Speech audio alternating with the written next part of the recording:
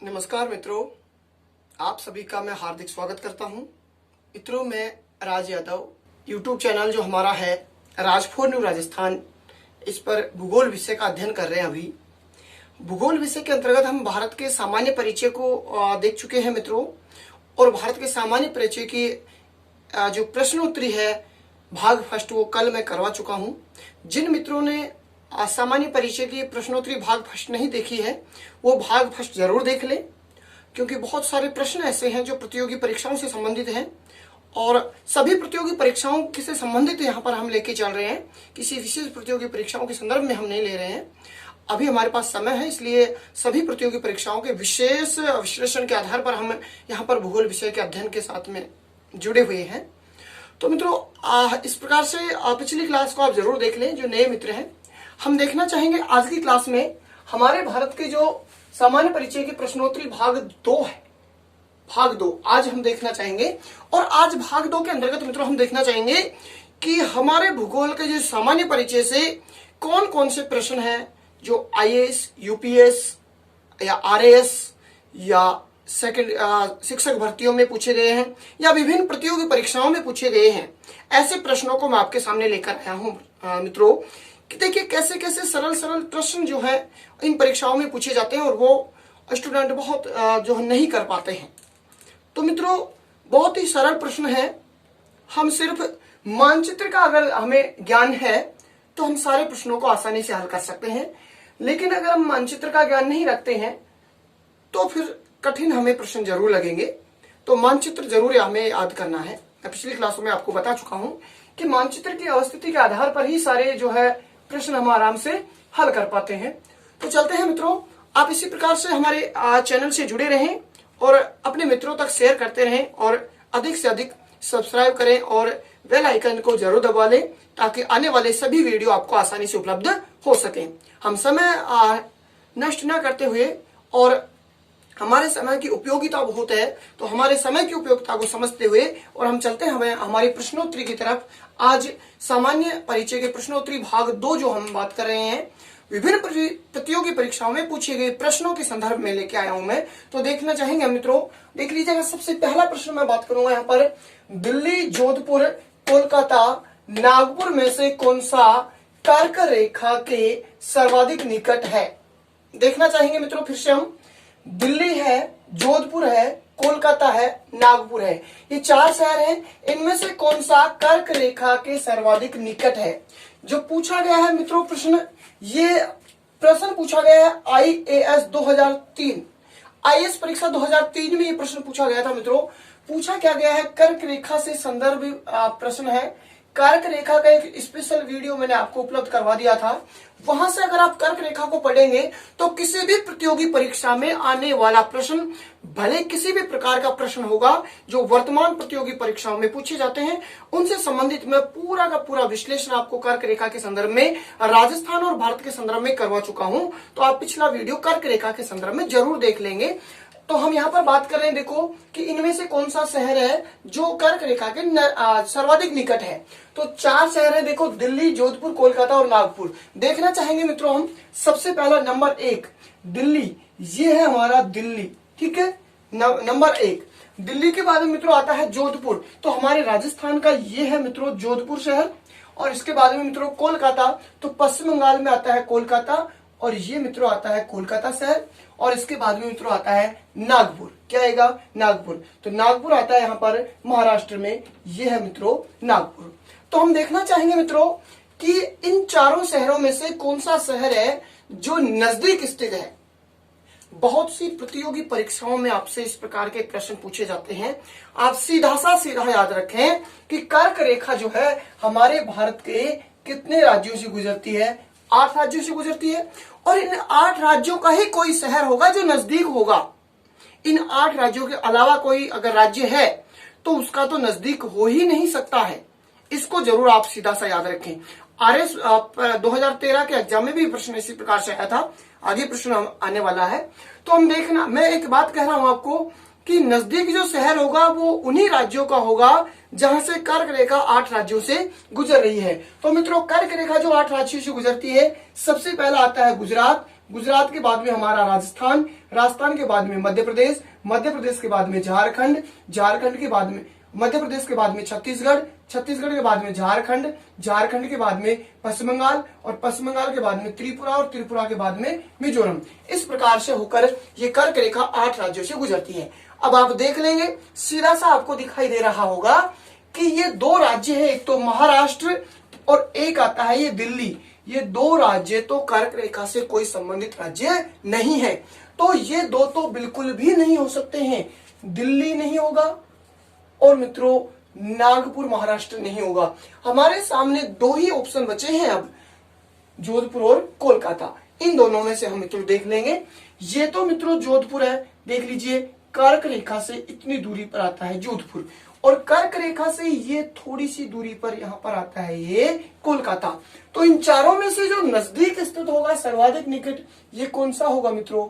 कोलकाता शहर है जो इन चारों में से निकट स्थित है। बहुत ही सरल प्रश्न है मित्रों, ये ज्यादा कठिन प्रश्न नहीं है, लेकिन हमें कर्क रेखा से संबंधित 8 राज्यों की स्थिति और इन शहरों की स्थिति हमें पता होना चाहिए। बहुत ही सरल प्रश्न है। इस प्रकार से हम प्रश्नों का भौगोलिक स्थिति के आधार पर, मानचित्रावली के आधार पर जो है हल कर सकते हैं, सीधा सा प्रश्न। चलिए अगले प्रश्न की ओर हम बढ़ते हैं मित्रों। अगला प्रश्न हमारा है, हिसार, जोधपुर, कोलकाता, पठानकोट में कर्क रेखा के नजदीक स्थित है। वन रक्षक भर्ती 2016 में ये प्रश्न पूछा गया था मित्रों। वन रक्षक भर्ती 2016, हाँ जी, राजस्थान की जो वन रक्षक भर्ती 2016 है, इसमें ये प्रश्न मित्रों पूछा गया है। सेम वैसा ही प्रश्न है मित्रों, देख लीजिएगा। हिसार हरियाणा में आता है, जोधपुर राजस्थान में, कोलकाता पश्चिम बंगाल में, पठानकोट पंजाब में। तो मित्रों ये आता है पठानकोट, और यहाँ पर ये देखो, ये रहा पठानकोट पंजाब, ठीक है, ये पंजाब है। और हिसार आता है मित्रों हरियाणा में, तो ये है हरियाणा। ये 2 राज्य है कर्क रेखा से संबंधित नहीं है, तो एक तो ये उत्तर नहीं होगा हमारा और एक उत्तर नहीं होगा, क्योंकि प्रश्न कर्क रेखा से संबंधित ही है। कर्क रेखा के इनमें से नजदीक पूछा गया है, तो वही 2 हमारे पास में बचे हैं मित्रों, जोधपुर और कोलकाता। जोधपुर और कोलकाता, वही समान प्रश्न हमारे सामने बन चुका है कि कर्क रेखा ये है, ये जोधपुर, ये कोलकाता। तो दोनों में से भी कौन सा होगा मित्रों? कोलकाता होगा। कौन सा आंसर हो जाएगा हमारा इसमें भी? कोलकाता। ये वन रक्षक भर्ती परीक्षा 2016 के परीक्षा में पूछा गया था। तो इस प्रकार से बहुत ही सरल प्रश्न बन जाते हैं अगर आपको मानचित्र का ज्ञान है। बहुत जरूरी है मित्रों मानचित्र का ज्ञान भूगोल विषय में। अगर भूगोल विषय का आप अध्ययन कर रहे हैं तो मानचित्र का ज्ञान बहुत ही आवश्यक है। ये मैं आपको पहले भी बता चुका हूं और आप देख भी रहे हैं किस प्रकार के प्रश्न परीक्षाओं में पूछे जाते हैं। अगले प्रश्न की ओर हम बढ़ते हैं। झारखंड, मणिपुर, मिजोरम, त्रिपुरा में से कौन सा राज्य कर्क रेखा के उत्तर में अवस्थित है? फिर से मित्रों वही कर्क रेखा से संबंधित प्रश्न आ चुका है आपके सामने। मैंने कर्क रेखा के संदर्भ में एक पिछले वीडियो जो बनाया था उसमें मित्रों मैंने आपसे कहा था कि कर्क रेखा से संबंधित लगभग सभी परीक्षाओं में एक प्रश्न जरूर पूछा जाता है, चाहे किसी भी प्रकार से प्रश्न को घुमा फिरा के पूछा जाए, लेकिन कर्क रेखा से संबंधित जरूर पूछा जाता है। चाहे राजस्थान के कर्क रेखा के जिलों वगैरह के संदर्भ में, नदी वगैरह के संदर्भ में, किसी प्रकार से, तो आप उस वीडियो को जरूर देख लें। बहुत ही शानदार वीडियो मैंने आपके सामने उपलब्ध करवाया है कर्क रेखा राजस्थान और भारत के संदर्भ में, और उसी से यहाँ से प्रश्न सारे के सारे बन रहे हैं। देख लीजिएगा फिर से। झारखंड, मणिपुर, मिजोरम, त्रिपुरा में से कौन सा राज्य कर्क रेखा के उत्तर में स्थित है? हम स्थिति देखेंगे चारों राज्यों की, आराम से हमें उत्तर प्राप्त होगा। देखना, झारखंड, मणिपुर, मिजोरम और त्रिपुरा। देख लीजिए मित्रों, ये राज्य है झारखंड। ये कौन सा राज्य है? झारखंड राज्य, ठीक है। नंबर 1 राज्य कौन सा हो गया मित्रों? ये झारखंड। कर्क रेखा यहां से जा रही है तो कर्क रेखा पर अवस्थित है। कर्क रेखा के उत्तर में पूछा है मित्रों, क्या पूछा है? उत्तर में, ठीक है। मणिपुर, देख लीजिए मित्रों, मणिपुर राज्य की हम बात करते हैं तो ये पूर्वोत्तर 7 राज्य जो हैं इनमें ये आता है मणिपुर, ठीक है। हम देखना चाहेंगे ये 7 राज्य। देख लीजिए मित्रों, ये आता है यहाँ पर असम आता है त्रिभुजाकार आकृति का, ये अरुणाचल प्रदेश, ये नागालैंड, ये मणिपुर, ये मिजोरम और ये त्रिपुरा और ये मेघालय, इस प्रकार से। तो ये आता है मणिपुर, ठीक है। इसके बाद में मिजोरम और त्रिपुरा। देख लीजिएगा मित्रों, ये आता है मिजोरम और ये आता है त्रिपुरा। आपको स्पष्ट दिखाई दे रहे होंगे कि झारखंड, त्रिपुरा, मिजोरम, तीनों राज्यों से कर्क रेखा गुजर रही है, तो तीनों राज्य कर्क रेखा पर स्थित हैं। और प्रश्न में क्या पूछा गया है, कर्क रेखा के उत्तर में अवस्थित राज्य। तो उत्तर में कौन सा होगा मित्रों, मणिपुर। सीधा सा आपको प्रश्न हल हो रहा होगा, सीधा सा आपको उत्तर प्राप्त हो रहा होगा। तो हमारा उत्तर क्या हो जाएगा मित्रों, यहाँ पर मणिपुर। क्या हो जाएगा, मणिपुर राज्य है जो कर्क रेखा के उत्तर में स्थित है। इस प्रकार से प्रश्न आपके सामने पूछे जाने वाले हैं। कोई भी प्रश्न आपका कर्क रेखा से संबंधित गलत नहीं होना चाहिए। आप पिछले वीडियो को जरूर देख लें और इस प्रकार के प्रश्नों को हल कर सकते हैं। अगले प्रश्न की ओर हम बढ़ते हैं मित्रों, देख लीजिएगा, बेंगलोर व चेन्नई में से कौन सा शहर अधिक दक्षिणवर्ती है। IAS 2003 में ही पूछा गया है यह भी प्रश्न कि बेंगलोर और चेन्नई जो शहर है इनमें से कौन सा अधिक दक्षिण में स्थित है। बेंगलोर मित्रों आता है कर्नाटक में और चेन्नई आता है तमिलनाडु में। अगर राज्यों की बात करें तो कर्नाटक और तमिलनाडु में, तमिलनाडु राज्य दक्षिण में है, लेकिन पूछा यहां पर गया है बेंगलोर और चेन्नई। तो आप मुझे इसका उत्तर दें, कमेंट बॉक्स में लिखें कि कौन सा जो है स्थान दक्षिणतम स्थित है बेंगलोर और चेन्नई में, बताइए। चलिए मित्रों, हम देखने का प्रयास करते हैं कि हमारा ये जो राज्य है कर्नाटक, और इस कर्नाटक राज्य में ये तो आता है बेंगलुरु, ये क्या है, बेंगलुरु है। और ये तमिलनाडु जो राज्य है, इस प्रकार से इस तमिलनाडु राज्य में मित्रों ये आता है चेन्नई। ये क्या आता है, चेन्नई। तो आपको स्वतः ही स्पष्ट दिखाई दे रहा होगा कि हम मान लीजिए यहां पर कोई रेखा खींच रहे हैं इस प्रकार से, तो इस प्रकार से रेखा ये चली जाएगी। तो दक्षिणतम शहर इन दोनों में से कौन सा होगा, बेंगलोर होगा। कौन सा होगा मित्रों, बेंगलोर। सीधा सा हम बात कर सकते हैं कि दोनों में से जो दक्षिणतम शहर होगा वो कौन सा होगा, बेंगलोर। IAS 2003 की परीक्षा में ये प्रश्न पूछा गया है मित्रों, ठीक है। सीधा सा दोनों में दक्षिणतम होगा तो बेंगलोर होगा। हालांकि राज्य तो तमिलनाडु है, लेकिन तमिलनाडु के उत्तर, एकदम उत्तर में स्थित है ये, उत्तर पूर्व में जो है चेन्नई, और ये कर्नाटक के एकदम दक्षिण में स्थित है बेंगलोर। तो बेंगलोर जो होगा दोनों में दक्षिणतम होगा दोनों में से। चलिए अगले प्रश्न की ओर हम बढ़ते हैं। मेघालय, त्रिपुरा, मणिपुर, मिजोरम में से किस राज्य की सीमा बांग्लादेश से नहीं मिलती है। मित्रों देखना चाहेंगे हम फिर से, मेघालय राज्य है, त्रिपुरा है, मणिपुर है और मिजोरम है। ये 4 राज्य हैं, इनमें से कौन सा राज्य है जिसकी बांग्लादेश से सीमा नहीं मिलती है।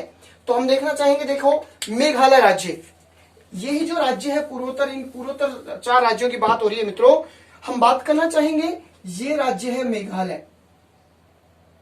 ये कौन सा राज्य है मित्रों, मेघालय। और मेघालय के बाद में त्रिपुरा, मणिपुर और मिजोरम। ये आता है मित्रों त्रिपुरा, और ये आता है मिजोरम, और ये आता है मणिपुर।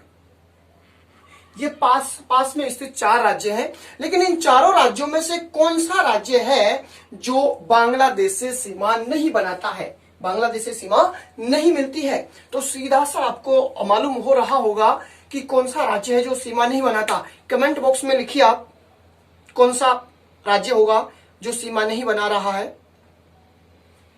हाँ, तो देख लीजिए कौन सा राज्य सीमा नहीं बना रहा, मणिपुर। मणिपुर उधर है और ये बांग्लादेश है, और इस बांग्लादेश से तीनों देश जो है राज्य क्या बना रहे हैं, सीमा बना रहे हैं। तो हमारा उत्तर क्या हो जाएगा मित्रों, यहाँ पर मणिपुर जो है बांग्लादेश से सीमा नहीं बनाता है। इसी प्रकार से अगले प्रश्न की ओर हम बढ़ते हैं मित्रों। देखिए, भारत के किस प्रदेश की सीमा म्यांमार से सर्वाधिक स्पर्श करती है। भारत के किस प्रदेश की सीमा म्यांमार से सर्वाधिक स्पर्श करती है। RS 2007 के परीक्षा में पूछा गया है कि म्यांमार जो देश है हमारा पड़ोसी देश, स्थलीय सीमा वाला, इससे सर्वाधिक स्पर्श करने वाला कौन सा प्रदेश है। तो देखना चाहेंगे मित्रों, ये चाइना आता है और चाइना के एकदम पूरा में हमारा यहाँ पर पड़ोसी देश आता है म्यांमार, ठीक है। तो यहां से म्यांमार इस प्रकार से शुरू होती है सीमा, और ये म्यांमार की देखो अरुणाचल प्रदेश से बनती है, नागालैंड से बनती है, मणिपुर से और मिजोरम से। इन चारों राज्यों में से सर्वाधिक जो सीमा बनाएगा वो कौन सा बनाएगा मित्रों, लिखो आप कमेंट बॉक्स में, कौन सा बनाएगा। दिख रहे होंगे आपको चारों के चारों राज्य इस प्रकार से। सबसे उत्तर में नागालैंड से सीमा बनाने वाला उत्तर में है अरुणाचल प्रदेश, फिर है नागालैंड, फिर है म्यांमार से सीमा बनाने वाले राज्य जो है अरुणाचल प्रदेश, नागालैंड, मणिपुर और मिजोरम। इन चारों में से सर्वाधिक जो सीमा बनाएगा मित्रों कौन सा बनाएगा, अरुणाचल प्रदेश। कौन सा बनाएगा, भारत के किस प्रदेश की सीमा म्यांमार सर्वाधिक बनती है? तो इसका उत्तर क्या आ जाएगा? अरुणाचल प्रदेश। कौन सा होगा मित्रों? अरुणाचल प्रदेश सबसे ज्यादा म्यांमार से जो है सीमा बनाता है। आरएस 2007 में ये प्रश्न पूछा गया है। अगले प्रश्न की ओर हम बढ़ते हैं। भारत के किस प्रदेश की सीमाएं 3 देशों क्रमशः नेपाल, भूटान व चीन से मिलती है? चलिए मित्रों, ये जो प्रश्न है एमपीपीएस पीसीएस 2008 में पूछा गया है। भारत के किस प्रदेश की सीमाएं, कौन सा प्रदेश है, कौन सा राज्य है भारत का जिसकी सीमाएं 3 देशों नेपाल, भूटान और चीन से मिलती है? तो देखना चाहेंगे हम, हमारे जो पड़ोसी देश हैं तीनों, ये तो मित्रों है पड़ोसी देश नेपाल, ये जो पड़ोसी देश है हमारा, और ये कौन सा है? नेपाल इस प्रकार से, और ये आ जाता है मित्रों यहां से पूरा पूरा ये चाइना, और ये मित्रों आता है भूटान। तो आपको दिखाई दे रहा होगा शायद कौन सा राज्य है ये? सिक्किम। सिक्किम जो राज्य है ये तीनों देशों से सीमाएं बनाता है। एमपीपीएस सीएस 2008 में पूछा गया था। तो राज्य कौन सा होगा मित्रों? सिक्किम राज्य होगा जो इन तीनों देशों से सीमा बनाता है। तो हमारा उत्तर क्या हो जाएगा मित्रों? सिक्किम तीनों राज्यों से सीमा बनाता है। चलिए इसी प्रकार और प्रश्न देखते हैं हम आगे। भारत के किस राज्य के 3 तरफ अंतरराष्ट्रीय सीमाएं हैं?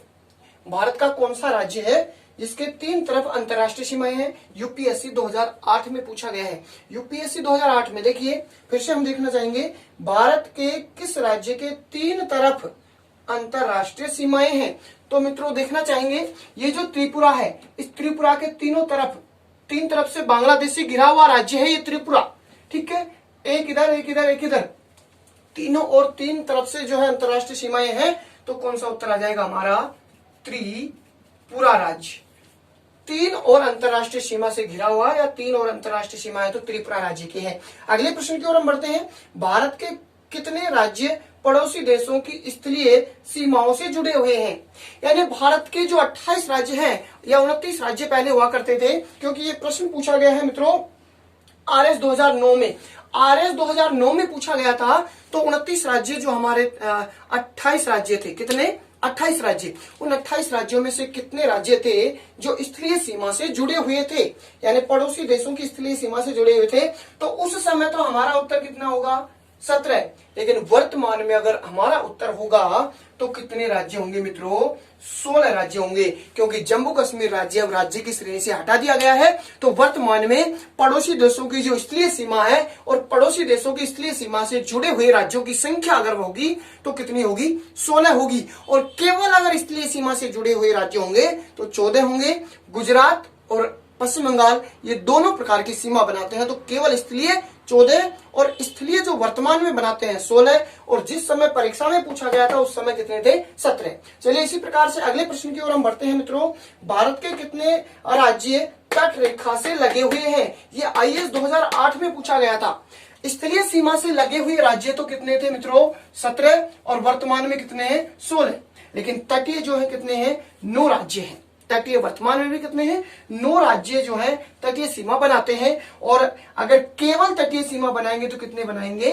7 राज्य। और केवल जो स्थलीय सीमा बनाएंगे तो कितने बनाएंगे? 14 राज्य बनाएंगे। ये 2 राज्य दोनों प्रकार की सीमाओं का निर्धारण करते हैं। इसी प्रकार और अगर हम देखना चाहें तो आगे और हम प्रश्नों की बात करेंगे मित्रों, कि बहुत महत्वपूर्ण प्रतियोगी परीक्षा में पूछे जाने वाले प्रश्न। तो और देखिए आप, तो मित्रों हम सामान्य परिचय भाग 2 प्रश्नोत्तरी की बात यहाँ पर कर रहे हैं। तो देख लीजिएगा सामान्य परिचय 2। सबसे पहला प्रश्न मैं यहाँ बात करने वाला हूं मित्रों। तो देखिए, भारत के तट रेखा वाले राज्यों का अवरोही जो क्रम होगा, यानी हमारा जो भारत है, हम जो भारत पढ़ रहे थे और भारत की स्थलीय और तटीय जो सीमा हम पढ़ रहे थे, उन तटीय सीमा के बारे में यहाँ से प्रश्न पूछा गया है मित्रों, कि भारत के तट रेखा वाले राज्यों का अवरोही जो क्रम होगा, क्या होगा अवरोही क्रम? कई बार प्रश्न प्रतियोगी परीक्षा में अवरोही क्रम का आता है, कई बार आरोही क्रम का आता है। इस प्रकार से कोई भी प्रश्न आपके सामने आ सकता है। तो हम देखना चाहेंगे मित्रों कि आरोही और अवरोही क्रम जो है तटीय राज्यों का, देखिए जिस प्रकार से हमारा ये वर्तमान में भारत है, इस प्रकार से ये क्या हमारा दक्षिणी भारत है, इस प्रकार से ये, और इस भारत में जो तटीय राज्य है इनका यहाँ पर अवरोही क्रम पूछा गया है। कौन सा क्रम पूछा गया है मित्रों? यहाँ पर यहाँ पर अवरोही क्रम जो है पूछा गया है। अवरोही और आरोही दो क्रम होते हैं। पहले तो आप ये याद रख लें मित्रों कि आरोही क्या होता है और अवरोही क्या होता है। देखिए, एक होता है आरोही क्रम और एक होता है मित्रों अवरोही क्रम। अवरोही क्रम आप एक बार समझ लें, कभी नहीं भूल पाएंगे जो मैं आपको बता रहा हूं, आरोही और अवरोही क्रम। कई विद्यार्थी तो इसमें इसी चक्कर में पड़े रहते हैं कि आरोही और अवरोही क्रम क्या पूछा गया है यहां से, इस प्रकार से जैसे पूछा गया है। तो देखिए, आरोही क्रम, आरोही में कितने वर्ण है मित्रों? 3 वर्ण है। कितने हैं? 3 वर्ण। और अवरोही में कितने वर्ण है मित्रों? 4 वर्ण है। कितने वर्ण है? 4। सीधा सा आप यहां से समझ लेना, अगर आपसे आरोही में कम और अवरोही में ज्यादा है, तो ज्यादा से कम की ओर अगर पूछा जाएगा, अधिक से न्यूनतम की ओर, तो क्या होगा? अवरोही। यानी ज्यादा अक्षर है तो ज्यादा से कम की ओर, अधिक से न्यून की ओर, ठीक है। और कम अक्षर है तो कम से अधिक की ओर।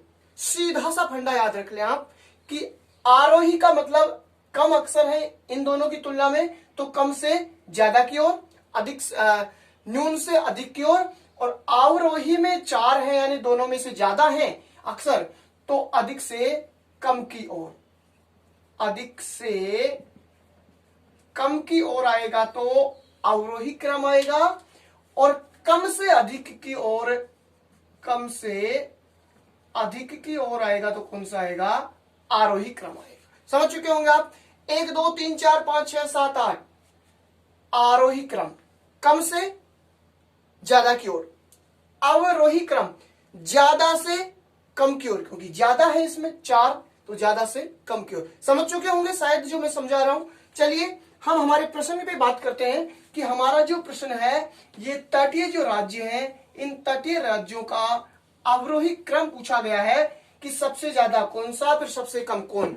हम देखिए 5 राज्यों की बात कर लेते हैं। सर्वाधिक जो सीमा वाले राज्य हैं उनका अवरोही क्रम में 5 राज्यों की बात कर लेते हैं मित्रों। सबसे पहला नंबर 1 आता है, तो ये गुजरात आता है, जो सबसे ज्यादा तटीय सीमा बनाता है। तटीय जो रेखा है और तट रेखा के राज्य का अवरोही क्रम यहाँ पर पूछा है, तो सबसे ज्यादा बनाता है गुजरात।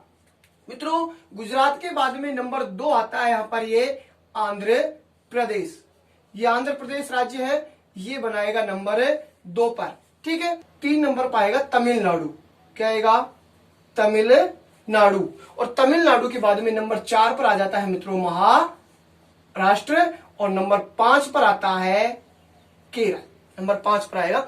देख लीजिएगा, फिर से हम बात करना चाहेंगे। नंबर 1 पर आता है गुजरात, नंबर 2 पर आएगा आंध्र प्रदेश, नंबर 3 पर आएगा तमिलनाडु, नंबर 4 पर आएगा महाराष्ट्र, और नंबर 5 पर आएगा केरल। इस प्रकार से ये जो राज्य हैं, ये जो है अवरोही क्रम में 5 राज्य होंगे। सीधा सा मित्रों आप याद रखें, 1 नंबर, फिर 2 3 4 और 5 केरल है। देखना चाहेंगे हम, ये है गुजरात राज्य, गुजरात, ये है महाराष्ट्र, और मित्रों ये है जो क्या है केरल है, और ये है तमिलनाडु है, और ये है आंध्र प्रदेश है। इस प्रकार से ये राज्य, ये तो है आरोही क्रम। हम मित्रों बात करना चाहेंगे अवरोही क्रम। अवरोही तो है ही, आरोही क्रम। आरोही यानी कम से ज्यादा की ओर जो तटीय राज्यों का क्रम होगा, तो सबसे कम जो तटीय राज्य सीमा बनाता है मित्रों, वो तटीय सीमा सबसे कम बनती है गोवा की। नंबर 1 आ जाएगा गोवा। कौन सा आएगा? गोवा। नंबर 2 मित्रों आता है यहां पर उड़ीसा के बाद में जो पश्चिम बंगाल आता है, तो नंबर 2 आएगा पश्चिमी बंगाल। नंबर 3 आएगा मित्रों कर्नाटक, और नंबर 4 आता है मित्रों ओडिशा, ठीक है। तो आरोही क्रम में अगर हम बात करें कम से ज्यादा की ओर, सबसे पहले गोवा, नंबर 2 पर पश्चिम बंगाल, नंबर 3 पर कर्नाटक, और नंबर 4 पर ओडिशा। इस प्रकार से ये क्रम जो है तटीय राज्यों का होगा। चलिए मित्रों अगले प्रश्न की ओर हम बढ़ते हैं। कर्क रेखा पर स्थित भारत का जो शहर है, यानी हम बात कर रहे थे कि हमारी जो कर्क रेखा है 23.5 डिग्री उत्तरी अक्षांश रेखा, इस प्रकार से, और यह रेखा भारत को समान 2 भागों में विभाजित करती है, और कितने राज्यों से गुजरती है? 8 राज्यों से गुजरती है। 8 राज्यों से गुजरती है। उनमें से अगर हम बात करें कि कर्क रेखा पर स्थित का भारत का शहर होगा तो झारखंड की राजधानी है मित्रों रांची। ये जो या तो राजधानी कह दीजिए या शहर कह दीजिए, तो झारखंड की राजधानी रांची शहर है जो कर्क रेखा पर स्थित शहर है। चलिए मित्रों, और हम बात करेंगे अगले प्रश्न की ओर। हम बात करते हैं त्रिपुरा व बांग्लादेश की सीमा रेखा को कहा जाता है। मित्रों ये जो हमारा राज्य है, और इस राज्य में अगर हम बात करना चाहें पूर्वोत्तर भारत के जो राज्य हैं, इन पूर्वोत्तर भारत के राज्यों 7 राज्यों में एक राज्य है त्रिपुरा राज्य, और त्रिपुरा सीमा बनाता है बांग्लादेश से। ये जो हमारे इस प्रकार से मित्रों राज्य हैं, ये सिक्किम है, और ये इस प्रकार से अरुणाचल प्रदेश, और ये नागालैंड, और ये मिजोरम, और ये आ जाता है त्रिपुरा, और ये मेघालय, और इस प्रकार से ये, ठीक है। ये राज्य है मित्रों त्रिपुरा। कौन सा राज्य है? ये है त्रिपुरा। त्रिपुरा, ठीक है, ये त्रिपुरा है, और यहाँ पर ये पूरा का पूरा क्या है? बांग्लादेश है। यहाँ पर प्रश्न पूछा गया है त्रिपुरा व बांग्लादेश की सीमा रेखा को कहा जाता है। त्रिपुरा व बांग्लादेश की जो सीमा रेखा है, ये 3 तरफ से घिरा हुआ राज्य है बांग्लादेश से, और इस सीमा रेखा को जीरो लाइन रेखा, जीरो लाइन रेखा या शून्य रेखा कहा जाता है। शून्य रेखा, शून्य रेखा कह दीजिए या जीरो लाइन रेखा कह दीजिए, तो हमारा इसका उत्तर हो जाएगा मित्रों, और उत्तर क्या हो जाएगा? शून्य रेखा, शून्य लाइन, ठीक है। चलिए अगले प्रश्न की ओर हम बढ़ते हैं मित्रों। भारत विभाजन से पूर्व भारत अफगानिस्तान की सीमा रेखा थी, यानी भारत का विभाजन जब हुआ था 1947 में, भारत और पाकिस्तान, इससे पहले हमारा जो भारत है, और इस भारत की सीमा रेखा, भारत और अफगानिस्तान की सीमा रेखा को किस नाम से जो है मित्रों जाना जाता था? इस प्रकार से जो हमारा ये भारत है, 1947 से पूर्व जो भारत और अफगानिस्तान की सीमा थी, इसको मित्रों डूरंड रेखा के नाम से जाना जाता था। किसके नाम से? डूरंड रेखा। हाँ जी, तो कौन सी रेखा आ जाएगी? डूरंड रेखा। कई बार प्रश्न पूछा जाता है कि डूरंड रेखा किन देशों के बीच में थी। वर्तमान में तो ये पाकिस्तान और अफगानिस्तान के बीच में है, लेकिन 1947 से पूर्व स्वतंत्रता के विभाजन से, भारत देश के विभाजन से पूर्व जो है अफगानिस्तान और भारत के मध्य में डूरंड रेखा हुआ करती थी, और वर्तमान में पीओके जो क्षेत्र आता है, यहां से लगी हुई ये रेखा है, डूरंड रेखा है। चलिए मित्रों, और प्रश्न की ओर हम बढ़ते हैं आगे। मैकमोहन रेखा का निर्धारण कब किया गया था? सबसे पहले तो मित्रों हम बात करना चाहें तो मैकमोहन जो रेखा है वो है कौन सी? कौन से देश की सीमा रेखा को मैकमोहन रेखा के नाम से जाना जाता है? चलिए मित्रों, हमारा ये उत्तरी पूर्व इस प्रकार से, और यहाँ पर आता है हमारा देश पड़ोसी कौन सा? चीन। चीन जो पड़ोसी देश है, इस चीन पड़ोसी देश की सीमा को, भारत और पाकिस्तान की सीमा को क्या कहा जाता है मित्रों? मैकमोहन रेखा। ये जो मैकमोहन रेखा है, ये मैकमोहन रेखा कई बार पूछा जाता है। एसआई, राजस्थान पुलिस एसआई के 2011 की परीक्षा में भी पूछा गया था कि मैकमोहन रेखा किन 2 देशों के बीच में है? भारत और चीन के बीच में है। तो भारत और चीन के बीच में आने लगती है। प्रश्न क्या पूछा गया देख लीजिए यहाँ पर, मैकमोहन रेखा का निर्धारण कब किया गया है? तो मित्रों इसका निर्धारण किया गया था 13 अप्रैल 1914 को। मैकमोहन रेखा का जो निर्धारण किया गया था वो कब किया है मित्रों? 13 अप्रैल 1914 को किया गया है। और कौन से 2 देशों के बीच में है ये? तो भारत और चीन के बीच में मैकमोहन रेखा जो है खींची गई है। और ये जो मुख्य रूप से लगती है मित्रों, मुख्य रूप से अरुणाचल प्रदेश और चाइना के साथ में यहां से ये लगती है, क्योंकि यहां पर आता है भूटान, यहां पर आता है नेपाल, ठीक है। तो यहां से ये मुख्य रूप से अरुणाचल प्रदेश के साथ में ये मैकमोहन रेखा है जो चीन से लगती है हमारे भारत की। चलिए अगले प्रश्न की ओर हम बात करते हैं मित्रों। भारत की सर्वाधिक लंबी स्थलीय जो अंतरराष्ट्रीय सीमा है, भारत की सर्वाधिक लंबी स्थलीय जो अंतरराष्ट्रीय सीमा है वो किसके साथ लगती है? यानी भारत की सबसे ज्यादा लंबी अंतरराष्ट्रीय सीमा देख लीजिएगा मित्रों, यहां से इस प्रकार से ये है, और ये जो बांग्लादेश आता है, बांग्लादेश के साथ में सर्वाधिक अंतरराष्ट्रीय जो स्थलीय सीमा लगती है। और मित्रों कितनी लगेगी? 4096 किलोमीटर के लगभग लगती है। कितनी लगेगी? 4096। तो हमारा उत्तर यहाँ पर क्या हो जाएगा? भारत की सर्वाधिक लंबी स्थलीय अंतरराष्ट्रीय सीमा लगती है किसके साथ में? बांग्लादेश। बांग्लादेश के साथ में हम पढ़ रहे थे पिछली क्लासों में कि स्तरीय सीमा हमारी जो 15,200 किलोमीटर लगती है, ये 7 पड़ोसी देशों से लगती है, और 7 पड़ोसी देशों में सबसे ज्यादा 4,096 किससे लगती है? तो बांग्लादेश से लगती है। चलिए मित्रों, अगले प्रश्न की ओर हम बढ़ते हैं। अगला प्रश्न हमारा है, मरकत द्वीप की संज्ञा दी गई जाती है। मरकत तो द्वीप है मित्रों, ये जो हमारा भारत है, और इस भारत के यहाँ पर जो आता है अंडमान निकोबार, इस अंडमान निकोबार को क्या कहा जाता है? मरकत द्वीप कहा जाता है। तो मरकत द्वीप की संज्ञा किसको कहेंगे दी जाती है? अंडमान निकोबार। अंडमान निकोबार द्वीप समूह को किसकी संज्ञा दी जाती है? जो है दी जाती है मरकत द्वीप की संज्ञा दी जाती है। इससे अगले प्रश्न की ओर हम बढ़ते हैं मित्रों। तो देखिएगा, अगले प्रश्न बात करेंगे ऑपरेशन मेघदूत संबंधित है। कई बार प्रतियोगी परीक्षाओं में पूछा जाता है ये ऑपरेशन जो मेघदूत है।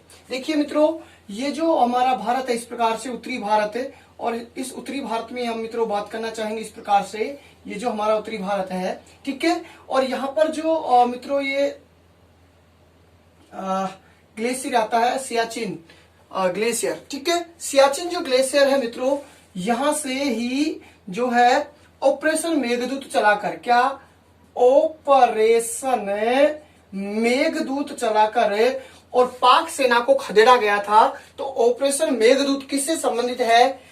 जो है सियाचिन ग्लेशियर से संबंधित है। किससे संबंधित होगा? सियाचिन ग्लेशियर कौन से राज्य में है मित्रों? ये जम्मू कश्मीर राज्य में है, लेकिन वर्तमान में हम बात करेंगे तो लद्दाख के आसपास की स्थिति यहाँ पर होती है। सियाचिन जो ग्लेशियर है। तो ऑपरेशन मेघदूत बहुत बार प्रतियोगी परीक्षाओं में पूछा जाता है कि यहाँ से पाक सेना को खदेड़ा गया था। चलिए मित्रों, अगले प्रश्न की ओर हम बढ़ते हैं। हिंद महासागर के तटवर्ती देशों में किस देश की तट रेखा सबसे लंबी है? यानी हिंद महासागर, देखिए कहाँ का पर है हिंद महासागर? इस प्रकार से ये गुजरात है, और इस प्रकार से ये जो हमारा भारत है, और भारत के दक्षिण में मित्रों ये क्या है? हिंद महासागर। इधर है अरब सागर और इधर है बंगाल की खाड़ी। तो हिंद महासागर के जो तटवर्ती देश हैं, हिंद महासागर के तटवर्ती देशों में किस देश की तट रेखा सबसे लंबी है? तो मित्रों इसका हमारा उत्तर आ जाएगा कि हमारा जो भारत देश है, इस भारत की तट रेखा क्या है? सबसे लंबी है। यानी हिंद महासागर जो है, और हिंद महासागर के तटवर्ती जो देश हैं, इन तटवर्ती देशों में सबसे लंबी जो सीमा है वो हमारे भारत की है। अगले प्रश्न की ओर हम बढ़ते हैं मित्रों। भारत का सर्वाधिक जिलों वाला राज्य कौन सा है? मित्रों हमारे भारत में वर्तमान में जो 28 राज्य हैं, वर्तमान में 28 राज्य व 8 केंद्र शासित प्रदेश है वर्तमान में, क्योंकि 31 अक्टूबर 2019 को जम्मू कश्मीर राज्य को राज्य विशेष राज्य की श्रेणी से हटाकर और 2 केंद्र शासित प्रदेशों में बदल दिया गया है। एक जो है जम्मू कश्मीर और दूसरा लद्दाख बनाया गया है। मैंने आपको दिखाया था किस प्रकार से ये जो है जम्मू कश्मीर है, और ये पूरा का पूरा भाग है लद्दाख। ये भाग आता है जम्मू कश्मीर का, और उत्तर में पूरा भाग आता है लद्दाख का। तो वर्तमान में 28 राज्य, 9 केंद्र शासित प्रदेश। जो 9 बने थे उनमें से दादर नगर हवेली और दमन दीव को मिलाकर 1 कर दिया गया है। तो वर्तमान में कितने बचेंगे? 8 जो है केंद्र शासित प्रदेश हैं। इन 28 राज्यों में से हम बात करना चाहें कि सर्वाधिक जिलों वाला राज्य जो है, तो मित्रों उत्तर प्रदेश। कौन सा प्रदेश? उत्तर प्रदेश राज्य है, जिसमें सबसे ज्यादा जिले हैं, और जिलों की संख्या कितनी है मित्रों? 75। कितनी है? 75। एक बार प्रतियोगी परीक्षाओं में पूछा गया था कि भारत में 2011 की जनगणना के अनुसार जिलों की संख्या, भारत में जो कुल जिले थे 2011 की जनगणना के अनुसार, तो मित्रों कितने थे? 640 थे। कितने थे? 640। ये पूछा गया है परीक्षा में एक बार कि भारत में 2011 की जनगणना के अनुसार कुल जिलों की संख्या तो 640 थी। लेकिन अगर वर्तमान में हम सबसे ज्यादा राज्यों वाला जिलों वाले राज्य की बात करें तो उत्तर प्रदेश राज्य है जो सबसे ज्यादा जिले हैं 75। और हम बात करना चाहें मित्रों सबसे कम जिलों वाला जो राज्य होगा तो गोवा सबसे कम जिलों वाला राज्य है, जिसमें सिर्फ और सिर्फ 2 जिले हैं गोवा में। कितने जिले? 2 जिले हैं गोवा में। चलिए अगले प्रश्न की ओर हम बढ़ते हैं मित्रों। भारत का कौन सा राज्य बांग्लादेश से 3 तरफ से घिरा हुआ है? बांग्लादेश का से घिरा हुआ तीन तरफ से जो राज्य है मित्रों, इसकी अगर हम बात करना चाहेंगे तो देख लीजिएगा, हम अभी बात कर रहे थे त्रिपुरा और बांग्लादेश के बीच में जो सीमा रेखा थी वो कौन सी थी मित्रों, जीरो लाइन जो है सीमा रेखा थी। इस प्रकार से जो हमारा ये आता है, ये जो राज्य है ये त्रिपुरा है और ये तीन ओर से बांग्लादेश से घिरा हुआ है, इधर से और इधर से, यानी तीन ओर से बांग्लादेश से घिरा हुआ जो राज्य। प्रश्न यही पूछा गया है, देख लीजिएगा, भारत का कौन सा राज्य बांग्लादेश से तीन तरफ से घिरा हुआ है, तो कौन सा राज्य होगा मित्रों, त्रिपुरा राज्य होगा। कौन सा होगा, त्रिपुरा। आप सीधा सा याद रखें, त्रि यानी तीन और पुरा, त्रिपुरा में त्रि आ रहा है, तो तीन राज्यों से, तीन तरफ से बांग्लादेश से घिरा हुआ भी कौन सा होगा, त्रिपुरा राज्य है। अगले प्रश्न की ओर हम बढ़ते हैं मित्रों। हमारा अगला प्रश्न है, पाकिस्तान किस रेखा के सहारे कच्छ के रण का बंटवारा चाहता है, यानी पाकिस्तान जो देश है ये कौन सी रेखा के सहारे कच्छ के रण का जो है बंटवारा चाहता है। मित्रों, हम विवादित क्षेत्रों में पढ़ रहे थे कि विवादित क्षेत्र जो भारत के हैं उनमें जो हमारा ये इस प्रकार से दक्षिणी भारत है, और इस दक्षिणी भारत में मित्रों हम देखना चाहें तो यहाँ से ये 23.5 और यहाँ से गुजरती है ये 24 डिग्री उत्तरी अक्षांश रेखा। इस 24 डिग्री उत्तरी अक्षांश रेखा में पाकिस्तान, भारत तो कहता है कि इसके बहुत ऊपर तक आपका जो है अधिकार है, और पाकिस्तान कहता है कि इसका हमारा जो है कहां तक है, 24 डिग्री उत्तरी अक्षांश तक। तो पाकिस्तान जो है, पाकिस्तान किस रेखा के सहारे कच्छ के रण का बंटवारा चाहता है, तो 24 डिग्री उत्तरी अक्षांश। कौन सी रेखा, 24 डिग्री उत्तरी अक्षांश जो रेखा है इसके सहारे पाकिस्तान जो है बंटवारा चाहता है कच्छ के रण का। तो इस प्रकार से आप सीधा याद रखें, 24वीं समांतर रेखा जो हम बात कर रहे थे विवादित क्षेत्र, वो इसी के कारण विवादित बनी हुई है भारत और पाकिस्तान के मध्य। चलिए अगले प्रश्न की ओर मित्रों हम बढ़ते हैं। हमारा अगला प्रश्न है, किस देश के साथ भारत का सबसे कम सीमा विस्तार है। हम देखना चाहेंगे सबसे ज्यादा जो सीमा विस्तार था बांग्लादेश के साथ में है, लेकिन सबसे कम है तो मित्रों किसके साथ में है, अफगानिस्तान। अफगानिस्तान के सिर्फ और सिर्फ 106 किलोमीटर की जो है सीमा का जो है विस्तार हमारे देश के साथ में है। तो सबसे कम विस्तार इसलिए सीमा का अफगानिस्तान, और सर्वाधिक विस्तार है बांग्लादेश के साथ में जो हम देख चुके हैं। चलिए मित्रों और अगले प्रश्न की ओर हम बढ़ते हैं हमारे। तो देखिए, भारत का औसत समुद्र तल मापन कहां से किया जाता है, यानी हमारा ये जो भारत है और इस भारत का औसत समुद्र तल, यानी आप कहीं भी जाकर देखेंगे रेलवे स्टेशन पर, या हम बात करते हैं कोई पहाड़ी की कि समुद्र तल से ऊंचाई इसकी कितनी है, हम किसी भी चीज की अगर ऊंचाई मापते हैं तो समुद्र तल से ऊंचाई मापते हैं। जैसे गुरु शिखर है, हमारे राजस्थान का सबसे ऊंचा जो है पर्वत है गुरु शिखर, 1722 है, 1727 इसकी ऊंचाई है। तो मित्रों कहीं भी आप रेलवे स्टेशन में जाएंगे तो लिखा होता है उस पर समुद्र तल से ऊंचाई इतनी इतनी। तो हमारे भारत का जो सी लेवल है, यानी हम कहना चाहें, देख लीजिएगा प्रश्न आप, भारत का औसत समुद्र मापन कहां से किया जाता है, तो मित्रों औसत जो समुद्र मापन है ये चेन्नई से किया जाता है। कहां से किया जाता है, चेन्नई। यहाँ तमिलनाडु जो राज्य है और यहाँ पर है ये चेन्नई, और यहाँ से सी लेवल जो है लिया गया है। किसी भी स्थान का अगर समुद्र तल से ऊंचाई मापेंगी तो वो ऊंचाई का जो औसत मापन है वो कहां से लिया गया है, चेन्नई से लिया गया है। ये भी बहुत बार प्रतियोगी परीक्षाओं में पूछा जाता है। अगले प्रश्न की ओर हम बढ़ते हैं मित्रों। भारत का दक्षिणतम अक्षांश क्या है, यानी हमारे भारत, ये जो भारत है इस प्रकार से हमारे भारत का मुख्य भूमि का जो अक्षांश होगा 8 डिग्री 4 मिनट उत्तरी अक्षांश है। लेकिन यहाँ पर प्रश्न पूछा गया है मित्रों कि भारत का दक्षिणतम अक्षांश, कौन सा अक्षांश, दक्षिणतम अक्षांश। तो मित्रों भारत का जो दक्षिणतम अक्षांश होगा, यहाँ पर ये अंडमान निकोबार इस प्रकार से, तो दक्षिणतम अक्षांश होगा 6 डिग्री 45 मिनट और 18 सेकंड उत्तरी अक्षांश। हमारे भारत का जो दक्षिणतम अक्षांश होगा वो 6 डिग्री 45 मिनट 18 सेकंड और जो उत्तरी अक्षांश होगा, जबकि मुख्य भूमि का जो अक्षांश होगा 8 डिग्री 4 मिनट उत्तरी अक्षांश होगा। तो आप इसको जरूर याद रख लें मित्रों। चलिए अगले प्रश्न की ओर मित्रों हम बढ़ते हैं। तटीय आधार रेखा से कितने समुद्री मील तक, तटीय जो आधार रेखा हमारी ये भारत की है, यहाँ से कितने समुद्री मील तक भारत के अनन्य आर्थिक क्षेत्र जो है एक्सक्लूसिव इकोनॉमिक जोन का विस्तार पाया जाता है।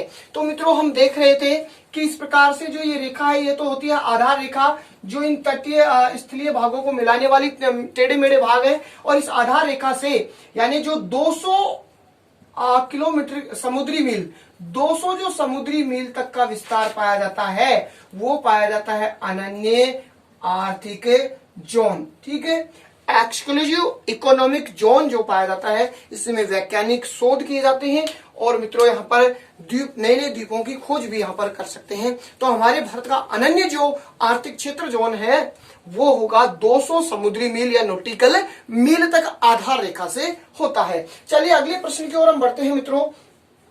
इसके साथ में अगर हम देखना चाहें तो 12 जो नॉटिकल मील है वहां तक आता है मित्रों, 12 नॉटिकल मील जो आता है यहां तक तो आएगा आधार रेखा से 12 नॉटिकल मील तो आता है मित्रों प्रादेशिक सीमा। और हम बात करेंगे कि 24 नॉटिकल मील तक जो आता है, 24 नॉटिकल मील तक आएगा तो मित्रों आएगा संलग्न क्षेत्र आता है। कौन सा आएगा? संलग्न क्षेत्र। चलिए अगले प्रश्न की ओर हम बढ़ते हैं। भारत तटीय आधार रेखा पर जो ये तो हो ही गया है। अगले प्रश्न, भारत के कितने राज्य केवल स्थलीय सीमा बनाते हैं? हम मित्रों बात करना चाहेंगे, स्थलीय सीमा की बात यहाँ पर हो रही है तो कितने राज्य हैं भारत के जो केवल स्थलीय सीमा बनाते हैं? इस प्रकार से हम बात करना चाहेंगे कि स्थलीय सीमा बनाने वाले वर्तमान में जो राज्य हैं वो कितने हैं? 16। और तटीय सीमा बनाने वाले जो राज्य हैं मित्रों कितने हैं? 9। लेकिन अगर केवल की अगर यहाँ पर बात आती है तो मित्रों 2 राज्य घटेंगे, गुजरात और पश्चिम बंगाल, क्योंकि ये दोनों प्रकार की सीमा बनाते हैं, तटीय और स्थलीय। तो केवल अगर स्थलीय सीमा की यहाँ पर बात आती है तो मित्रों केवल स्थलीय सीमा बनाएंगे कितने राज्य? 14 राज्य। और केवल अगर तटीय सीमा बनाएंगे तो कितने राज्य बनाएंगे? 7 राज्य। तो यहाँ पर प्रश्न में पूछा गया केवल स्थलीय सीमा बनाने वाले राज्य, तो मित्रों कितना आ जाएगा? यहाँ पर उत्तर आ जाएगा 14 राज्य होंगे जो केवल जो है स्थलीय सीमा बनाते हैं। और इसका आंसर आ जाएगा 200 नॉटिकल मील या समुद्री मील जो है यहाँ तक अनन्य आर्थिक क्षेत्र होता है। इसी प्रकार से और हम प्रश्नों की बात करना चाहेंगे मित्रों। आज यहीं तक हम बात करेंगे आज की क्लास में। अगली क्लास में मित्रों हम बात करना चाहेंगे